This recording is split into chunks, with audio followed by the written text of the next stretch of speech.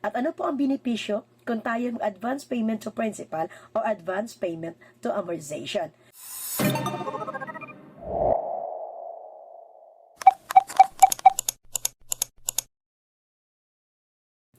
Good day sa inyo mga kabing-DR. Narito tayo muli. May bago po tayong topic na pag-uusapan ngayon. Ito po ay about sa advance payment to principal. Anong pagkakaiba ng dalawa? An advance payment to amortization. Fasten your seatbelt po para maintindihan at maunawaan po natin ang pagkakaiba ng dalawang ito at ano po ang benepisyo kung tayo mag-advance payment to principal o advance payment to amortization. Okay po, let's go!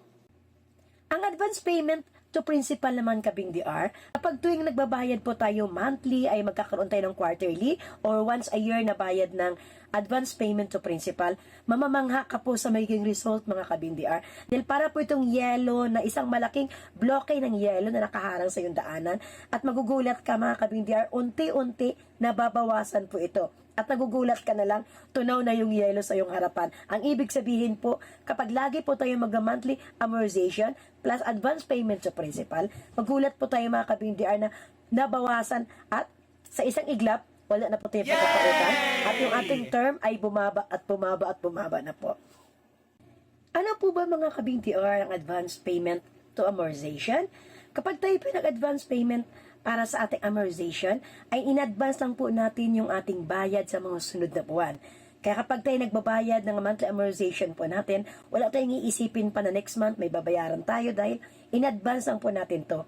Pero ating tatandaan po na ang advance payment amortization po, yun lamang po ay walang bawas po ang ating principal at malaki po ang napupunta nito sa interest. Malaking tulong mga kabing-DR kapag tayo po ay makapag-decide na dagdagan natin ng extra payment, advance payment to principal ang ating mga hulog mga kabing-DR sa pag-ibig upang mabilis po matapos yung ating mga loan mga kabing-DR. May mga video po ako na pwede niyo pong panoorin about advance payment to principal with Excel formula na po para kayo po mismo ay makita po ninyo ang loan calculator po ninyo kung paano po umiksi ang inyong loan through advance payment to principal. Kung nais po niyo humingi ng formula na ito mga kabing-DR, ay willing ko pong ibahagi po sa inyo ito dahil pinahagi rin po ito sa akin. Pwede po kayo mag-message sa messenger po.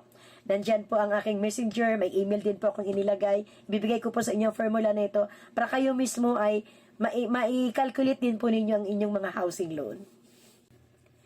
Okay mga kabing-DR, gawin na po natin para po tayo mismo maranasan din po natin ang kaluwagan ng ating financial kung tayo mag-advance payment to principal. Okay po, hanggang dito na lamang po ako. Thank you for tuning in. Thank you for subscribing and supporting me palagi mga kabing-DR. At salamat po dahil lagi po kayo nanonood sa mga upload ko mga videos. God bless you all po. Love you.